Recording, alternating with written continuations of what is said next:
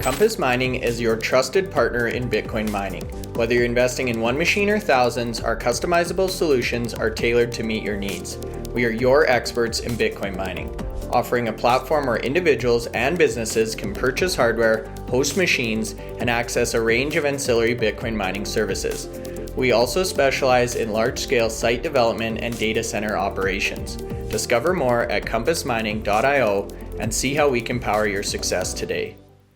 Hey guys, welcome back to the channel McNallie Money, the official home of power mining analysis. We're 2 days out from Christmas, a sea of red in the markets today, at least in the Bitcoin mining sector. We're going to be discussing that in today's video, along with big news out from TeraWulf in relation to their HPC AI contract, and some year-end exahash target updates from both IREN and CleanSpark that we want to dissect in today's video. Lots to talk about. Before we get into it, take a second, smash the like button, you guys. Big help to myself and the channel. If you're not already subscribed, McNallie Money, feel free to join and let us know in the comment section below if you're currently holding either of these three companies, what you thought about the big announcement from TeraWulf, and your outlook entering 2025 for the Bitcoin mining sector. Now, with that being said, let's get into today's video.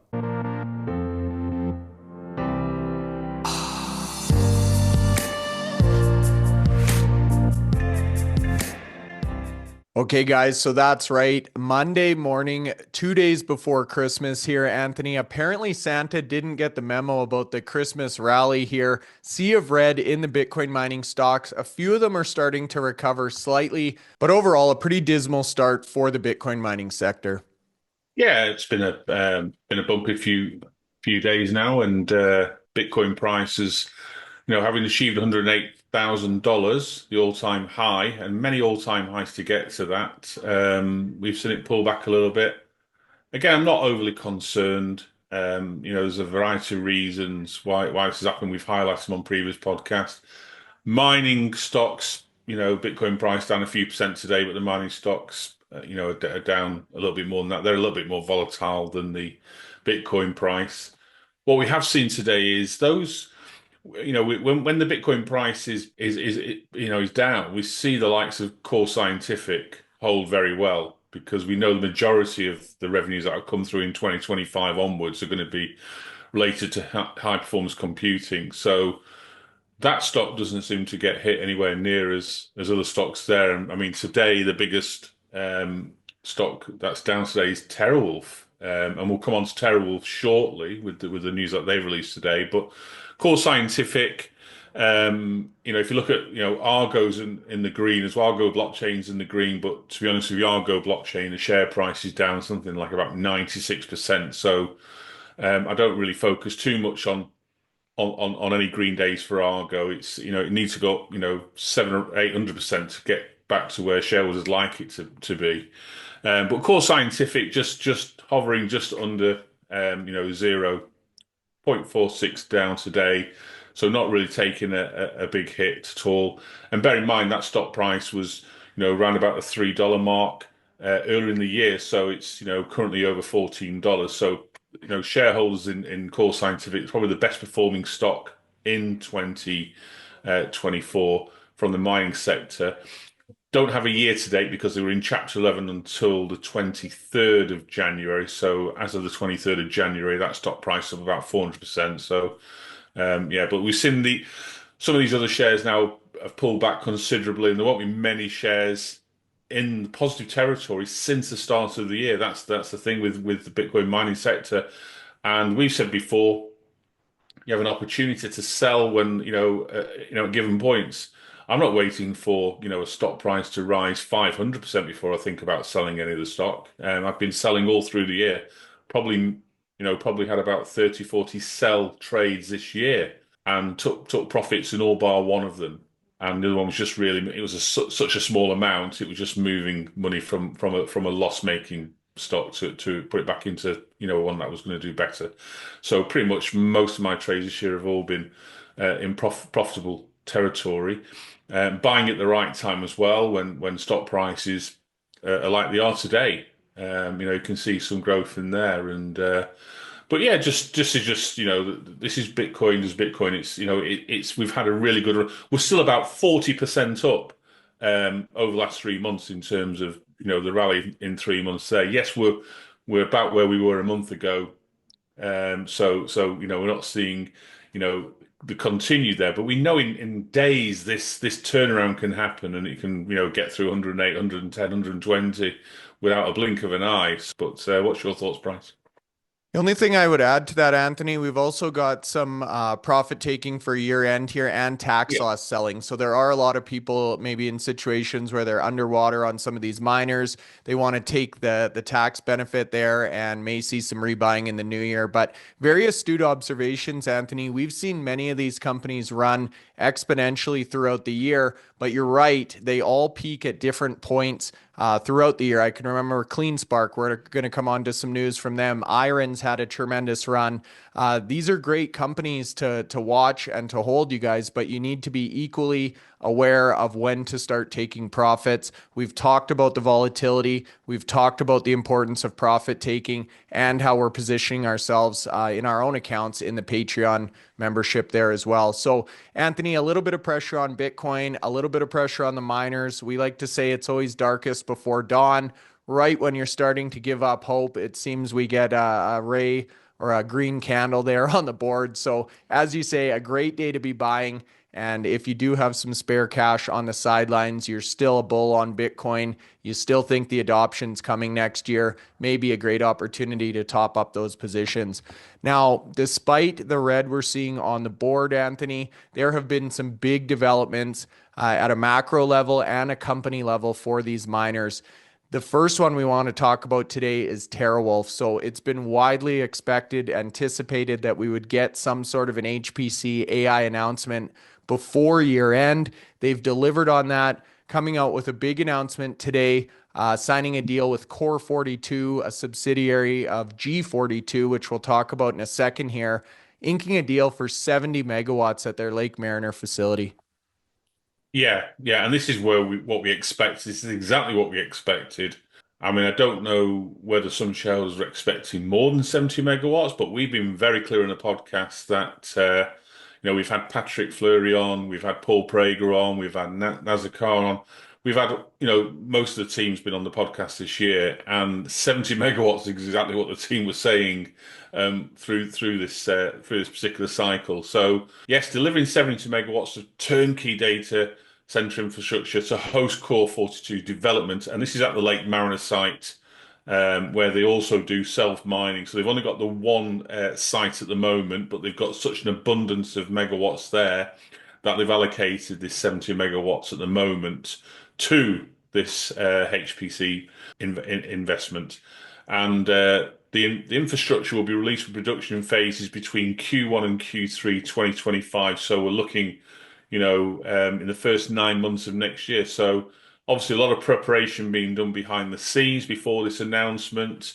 And yeah, it's good news for TeraWulf. I mean, we know they've had a good year in terms of mining, and when they started to talk about the move into HPC, the share price rallied, got all the way as high, close to $9 a share price. I mean, I remember buying TeraWulf last year at 48 cents. Some of my trades in TeraWulf, and they were talking the same story in them days as well. I mean, Paul was very bullish. He was as a CEO, he was going out there and buying TeraWulf shares when they were lower than $1 each. So showing that he was really invested in the company. I mean, we know there's a lot of insider holding of TeraWulf stock by the board, so that's always a positive thing to see. So, their interests are aligned with the companies. They want to do well. So if they do, the company does well, they do well out of that because they hold a great deal of the share. So that's all, a lot of the shares held within the management team there. But yes, this is a great deal, and potentially, this is going to be a bigger deal because there's maybe the opportunity down the line to expand, more than 100 megawatts into this deal as well. A great update. I mean, if you tell us a bit more about the Core 42, the G42 relationship, that'd be good, Bryce. Yeah, we looked into these a little bit, Anthony. You and I were not overly familiar. So, as I say, Core 42 is a G42 company. If we go over to their website, it looks to be basically an AI focused company, AI enablement. Core 42, again, a G42 company, empowers individuals, enterprises, and nations to unlock the full potential of AI through its comprehensive enablement capabilities. As a leading provider of sovereign cloud, AI infrastructure, and cloud AI managed services, our mission is to accelerate the achievements of others and help them reach their most ambitious AI transformation goals. So, once we started to read more about this, Anthony, a real powerhouse in the AI sector or on the AI world stage, and starting to make sense as all of these pieces of the pie come together. The one big development for me was just the ability of Paul and team to deliver on this commitment. You and I said there aren't very many trading days, let alone actual days left in 2024. So for the management team to come through and deliver on this commitment, great to see. With that being said, though, Anthony, as you said, the market almost a sell the news situation with TeraWulf leading the pack to the downside today. So again, potentially people thought maybe a bigger deal in the works, but as you say, we were pretty clear on the 70 megawatts from our initial conversations with the team. I mean, we've been very clear. We actually even highlighted what the potential net profit of this contract would be at 70 megawatts in previous podcasts. So, if we align it to the sort of the core scientific deal, we were suggesting that 70 megawatts could be potentially around about 70 million of net profit per annum. And this contract's, interestingly got, it includes 2 5-year renewal options. So you're looking at long-term agreements. And, the agreement itself does include a provision for expanding the hosting capacity by an additional 135 megawatts, which is equivalent to 108 of critical IT loads. So remember, some of these HPC host companies, they need additional power themselves for non-HPC supporting activities. And we know that with regards to the 500 megawatts that Core Scientific are doing, I think there's over 100 megawatts of supporting power there. So clearly TeraWulf are showing you the full picture here. 135 megawatts for an expansion plan, of which 108 of that is critical HPC support. But no, it's a good update. This will be good. Predictable revenues, predictable costs, predictable margins, and hopefully, the market will start to like this as more and more information comes out. Most definitely. It's a great complementing business to the Bitcoin mining. And as they say in the press release, both of these business units are on the cutting edge or leading edge of technology and innovation right now. So big congrats to the team. And again, TeraWulf, the Wulf Pack, delivering on promises. Now, you mentioned some insider buying at TeraWulf. I just wanted to quickly throw this in as a note here. We also saw Ben Gagnon from Bitfarms buying some shares in recent days here as well. Anthony, I know Bitfarms has been struggling. They've come under criticism by the retail community. However, great to see CEOs are going out there, putting their money where their mouth is and picking up shares on the open market. So with that being said, now for the exahash updates here, Anthony. So 2 other companies delivering on their commitments in 2024, IREN and CleanSpark, both coming out today with very similar messages saying, hey, we've hit our 2024 goal. We're accelerating our 2025 goal. You and I were dissecting the numbers here. These companies, very similar in a lot of areas aside from the HODL. So we can talk about the market cap in a second. But a big congratulations to the team at IREN for hitting this year-end target. Yeah, and it's really let's not stress enough. It's really important that these companies do reach the targets. I think if we go back about 5 or 6 months ago, we had a couple of podcasts where we discussed those miners who had large targets to achieve, and we had the likes of Bitfarms, the likes of Marathon Digital, Riot, IREN, and Core Scientific.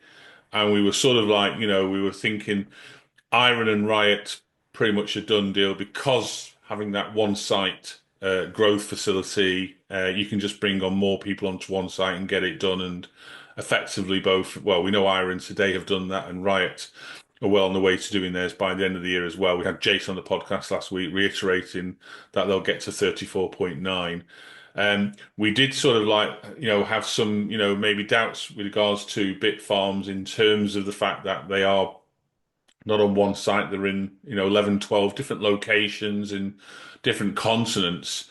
That was a challenge. That's proved to be a challenge for them.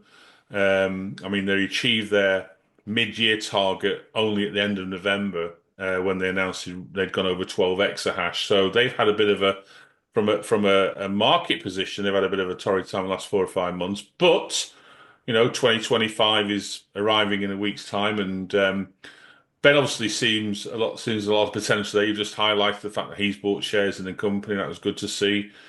But we're here today to talk about IREN. So IREN have achieved their 31 exahash. Now, bear in mind, their target wasn't even 31 halfway through the year. It was 20 exahash. Then it went to 30 exahash. They've actually gone and done more than their target.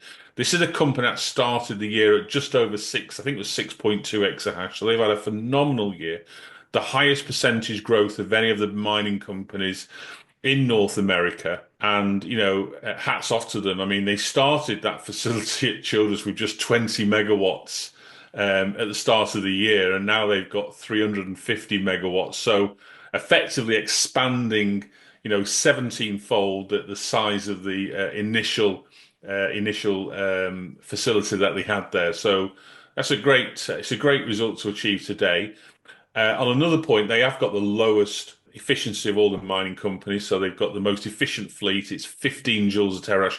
It's really important. We've talked about this again and again. You want to make sure that you have an efficient fleet, you have low power costs, and these are the two factors that can really make you stand out from the crowd. And they've actually got ticks in both of those boxes. At the moment, they've been achieving under 3 cents a kilowatt hour at the Childress site. And their efficiency of 15 is untouchable. We'll come on to CleanSparks, who are effectively the second most efficient fleet in a second. But 15 is effectively, you've got to have literally the whole fleet has got to be the most up-to-date mining machines in there. And so, that will certainly help when it comes to looking at how much it costs to mine a Bitcoin. And they've been very clear in their latest presentation where they suggest that in the new year, they'll be mining Bitcoin at an all-in cost of about 29,000. And even at today's price, 93, 94,000, that's a significant, that's over 68,000 in margin. And so that's a really good position to be in there. Now, they've also announced that they're going to be on track to achieve 50 exahash in the first half of 2025. So that's another 19 exahash coming online in the first 6 months. Now, is that doable? Of course it's doable, because if we look at the last 6 months, they've done exactly that. They've brought on 21 exahash in the last 6 months. So maybe they're giving some of the workers at Childress a bit of a break, make it a little bit easier for them in the first 6 months of 2025, but there's certainly a strong bet to get that achieved in that first half. And let's see what the potential is for the second half. I'm sure as we get through that first half, if we haven't seen a big update on HPC customer, maybe they go all in and really raise the bar in terms of mining and utilize the remaining 400 megawatts. So they've utilized 350 at Childress. They've got 400 megawatts left. Some of that will be used to get to 50, but there'll be a chunk of that still available to get further ahead if they don't utilize it for HPC. So a great update from IREN today. And the market, seems to, like the news that's been coming out. Their share price was a lot lower early on in the day, and it's started to recover a little bit. But I mean, Bitcoin will do what Bitcoin does. But IREN's certainly in a great position from a mine position of strength now, in terms of hash rate, in terms of efficiency, and pretty much untouchable for those two metrics. Compass Mining makes Bitcoin mining accessible to everyone. Start mining in as little as 48 hours with our turnkey hardware, online and mining directly to your Bitcoin wallet within 2 business days. Find out more at compassmining.io and get started now. Most definitely. And like you say, who's going to bet against them in that first half of next year target? But the market definitely coming around to IREN. It's always so disappointing when you have a huge update like this and then Bitcoin tanks right before the open. I feel bad for the companies. We couldn't get this on a green day, but a couple things I wanted to throw in there, Anthony. One of our first interviews this year with Dan, I remember so clearly him saying, "Oh no, it's easy. We just got to plug in all the machines." So he is cool as a cucumber. That man and the operating team at IREN, no matter how big the challenge, they seem to go about it, get it done. And one of our more recent interviews, they actually talked about their meetings with these hyperscalers. And I asked, is it intimidating? What is the dynamic? And they said, quite the contrary. These hyperscalers are looking at IREN, the ability of them to put up 50 megawatts a month or more in some cases. Just a real leader in the world right now in terms of infrastructure development, data center construction in these crazy timelines that we're seeing out of IREN. So a huge congrats to the team. And IREN definitely looking very, very attractive to me at these current price points. Now, you talk about CleanSpark as well. So this is a good, healthy rivalry. At the start of the year, Anthony, we said the top tier miners had to be in that 20, 25, 30 range. Now we've got miners that are contending for 50 exahash in the first half of next year. So Marathon's already there. IREN's already committed to it. CleanSpark saying, hold on, guys, we're part of this top tier as well. Not only hitting their year end target, but again, committing to that accelerated first half development next year. Yeah, this is another good news story for CleanSpark this week. They had a great news story last week with their closing of the 650 million zero coupon convertible bond, which exceeded, their initial guidance, and it will help them to deliver their target. So today they announced that they reached their end of year target. Now, the end of year target they said a few months ago was going to be in excess of 37. Well, they are in excess of 37 exahash. They're at 37.5 exahash of operating hash rate. So that's hash rate that's plugged in, working at the moment. Their fleet efficiency is 17.7 joules a terahash. So remember, we've just covered IREN. IREN's at 15. And if you look at that in terms of, percentage difference from IREN, you're looking, getting on for close to 20% difference in the moment. So that will impact on the price. And we know from the cost of power, CleanSpark can get a really good power cost at their part, but they can't get the level of power cost that some of these other Texas miners are achieving. The likes of Cypher, the likes of IREN, the likes of Riot, where even the market rates at the moment are getting under 3 cents. Even Hut 8 announced, in the last few months, they've been able to get, lower than 3 cents, I think 2.8 cents. So there's a lot of miners out there that have been able to get this cheap power, really important. But this is a great update from CleanSpark today. They've also announced, I don't know if these two, I don't know if CleanSpark and Aaron actually, colluding with each other when they bring these updates out, but they're going to grow to 50 exahash, which will be fully funded in the first half of 2025. So it's going to be a race now between CleanSpark and IREN, and both expect to do it. I mean, CleanSpark again this year, they've had phenomenal growth. IREN probably had the biggest growth percentage. CleanSpark certainly the second biggest percentage growth of the mining companies. So a good achievement at the end of the year for them. They've not got as far to go to get to 50 than IREN have. So IREN have got to get to another 19 exahash. With CleanSpark, it's 12 and a half. So who's going to really bet against 12 and a half when some of these companies are doing 4 or 5 exahash a month? So it'll be interesting to see how quickly they can achieve that and what they then do to give you a future target on top of that 50, because no one's apart from I think Riot at the moment have got a long-term target of 100 exahash without so much as a sort of a timeline associated with it. We know Marathon Digital already over 50. We covered that last week on the podcast, but they were over 30 exahash at the start of the year. So Marathon got to 50, will certainly grow again in 2025. So a lot of these miners now, I don't know what the cutoff point for 2025 is. We called it at 20 in 2024. If you're in the top group, you're going to be over 20 exahash, and there's probably about 5 or 6 miners over that 20. You've got the likes of Core Scientific, Riot, Marathon, CleanSpark, IREN. We were hoping Bitfarms was going to join that club, but they'll probably get over 20 in in sort of like, by mid 2025. What's the target for 2025? It's probably going to be about 50 because you're going to have at least three, potentially four miners get to that level in 2025. Certainly three will get to well over 50, and if Riot can, they've got a target lower than 50 for the year, but they have got the site, and they have got the funding available to get to that level. So yet to be seen. If they don't go down the HPC route, they may focus to try and bring up their sites at Kentucky, get more efficient mining machines in at the Rockdale facility, and achieve that 50 exahash like their peer miners.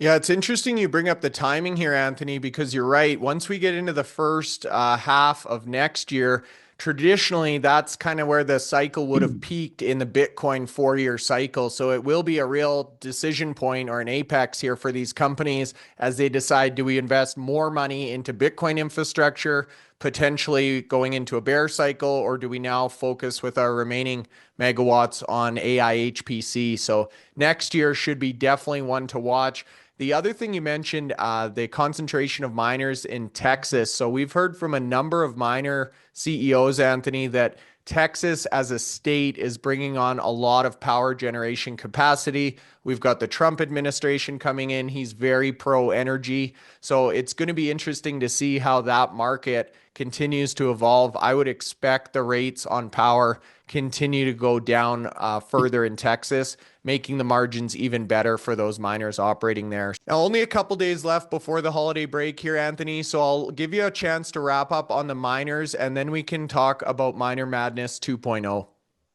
Yeah. Something we've been saying now for the last week or so, certainly since we've seen this, since the Bitcoin price rallied up to 108,000, and we talked about the likes of MicroStrategy having that massive premium in terms of the HODL that they have. And bear in mind, MicroStrategy are a small software company that just decided the last 4 years to go and purchase literally as much Bitcoin as they could possibly do, raising capital via convertible notes, via equity, any way, shape, or form. And they were given at some point well over 2 times a premium for that Bitcoin. Now, if you look today, we have two miners of similar size now. We have IREN, we have CleanSpark. You put up the slide earlier to show what the market capitalization of CleanSpark was, and it was just hovering under the 3 billion, which is no mean feat. I mean, bear in mind, CleanSpark was at 4 billion back in March, but it's at 2.95 billion today. Then we look at IREN at 2.375. And so there's a difference there of approximately 600 million. Now we know one of those companies hodls, and CleanSpark hodl their Bitcoin. They've done really well in 2024. They've got a hodl now of about 9,297. That was at the 30th of November. And bear in mind, that hodl will be very much closer to 10,000 now, because I think even in November they were mining probably about 20 Bitcoin a day. So if you look at today's date, as the 23rd, that could be another 460 Bitcoin to add on to that there. But using the end of November's total, that value, as at today's price, that Bitcoin is $870 million. Now, I've just said to you the difference between IREN and CleanSpark in market capitalization is just a fraction under 600 million. So CleanSpark appear at the moment to not even be getting the premium for the HODL they've got, never mind, or the value for the HODL, never mind the premium to that HODL, because both of them, have low cost, have efficient fleet, have significant power pipelines to grow further. Both are going to grow to 50 by next year. IREN does have, and it is at the moment. We're talking on a small scale. Some HPC business there, probably bringing in about at the moment about $1 million a month in revenues. So not overly significant at the moment, but we've known that some of these other mining companies, TeraWulf announced today a 70 megawatt deal with Core 42. So whether IREN have got something built into their share price. But if you just look at the assets they've got at the moment, then it does baffle me as to why the miners are just not getting the same sort of premium to their HODL that the market are giving the likes of MicroStrategy. I don't know what your thoughts are, Bryce.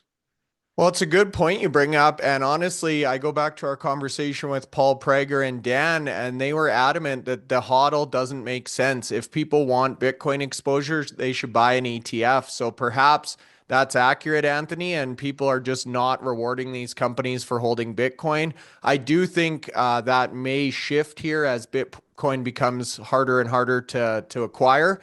However, at this point, like you say, Anthony, there is real no clear-cut advantage to holding Bitcoin on the balance sheet, at least from a market cap perspective. So I know you did mention IREN a slightly more efficient fleet. There is an element of AI HPC, but like you say, nowhere even close to the fair value of their Bitcoin, let alone any type of premium that we see with MicroStrategy given to CleanSpark or any of these others. So great observation. That one will be interesting to watch too as things progress next year. But our assumption, Anthony, is as Bitcoin on exchange continues to fall to new all-time lows, Bitcoin price will continue to rise. And at some point, there will be a premium given to these companies that have acquired these large HODL positions. So time will tell, as we like to say. The other thing we wanted to bring up here, Anthony, great time to spend some time thinking about your Miner Madness 2.0 picks. We've got some excellent pricing that just came in.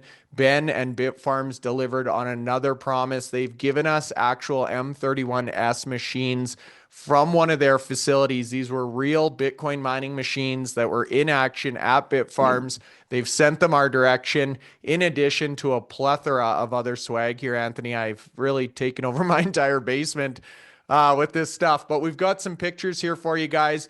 Hundreds of contestants have already entered, so they're going with their gut. You and I are waiting a little bit closer to the cutoff date of January 10th, Anthony, but another great competition shaping up. And as we saw in the first iteration of Miner Madness, it's not just about picking the winners, it's also about protecting the downside. And that's become extremely obvious in the last few days of trading here, Anthony. No, absolutely. We've seen a real sort of like change in the mining stocks with the Bitcoin price falling. Some of the mining stocks have come really away from highs. I mean, we're only talking, I think, beginning of last week, we had two or three miners that were close to the 200% increases since the start of the competition. They've pulled back now. I think Hook now is in the 80% up since the competition. Still a great position to be in. So if you've got Hooks and you've got Bitdeer in your portfolio, you're certainly in that top 20 in the competition because those two have been outstanding. Canaan also was another good pick. I'm not sure if anyone actually selected Canaan in the competition. I'll have a look through, but their share price was up well over 200% at one point just over a week ago. But with the pullback in Bitcoin, the pullback in mining prices now, there's more in the red than there are in the green in terms of since the 1st of October. So yeah, it's been a tough couple of weeks for the mining stocks, but we know that good news. Bitcoin price rallying can change all that very, very, very quickly. So let's keep our eye focused on the positivity. Using these opportunities. Maybe to add to dollar cost down some of your price at the moment. I added some shares last week, and if the prices keep at where they are at the moment, I'm sure I'll be adding a little bit more in the next week or so when I have some funds coming through from my pension account. There you go. A buyer's market right now, Anthony. As you say, we're expecting a very strong Q4 here from the miners, especially compared to Q3 quarter over quarter comparables. We've got the Trump administration coming in January. We've got ETFs. We've got nation states. The whales are continuing to buy. So once again, you guys, if you've got that long-term conviction in Bitcoin and the miners, may be a great opportunity to top up for the holidays here. So, Anthony, with that being said, we have Compass Mining tomorrow, our final interview of 2024. We'll try and get out a nice little holiday message to the group as well. But we wanted to thank each and every one of you for your support in 2024. This was Power Mining Analysis, first year in operation, and what a year it's been, Anthony. So we're going to be putting together some look back videos and collages as well. But thank you to all of you for your support, for your questions, for your ongoing dedication to the channel and the mining community.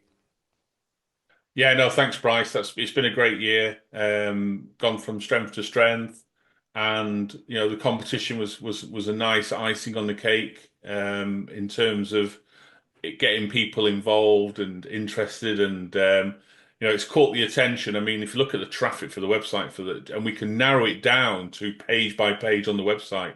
We've got a lot of good stuff on the website, but the focus in the last 2 months has certainly been the competition, the number of people who've gone to the website, checked out where they are, checked out where the competition is, in terms of their friends or whatever, how the analysts are doing compared to them. And at the moment, we're sitting quite pretty, actually, Bryce. We're in first and second. I think I'm just entering the top 40 as we speak, actually. So thanks to probably Core Scientific being my third selection in days of doom. Core Scientific's been helping me out a little bit. So maybe with a bit of a pump, I could actually get close to overtaking you. But it's been a good competition. Looking forward to the next one. A lot of interest, even though we only announced it last week. We've had a lot of interest already. And I'm sure there's a few people waiting closer to the date before they put their entries in. So we'll keep updating people, letting them know more about it as we get closer. The prizes are going to be fantastic. The prizes are going out for Miner Madness 1.0 are great anyway, and you'll see some of these pictures on the actual podcast today. So yeah, looking really good. Certainly is. Well, what a great idea I had for Miner Madness then, eh, Anthony? Just kidding. Happy holidays, you guys. Thanks so much for the support. We'll see you back here tomorrow.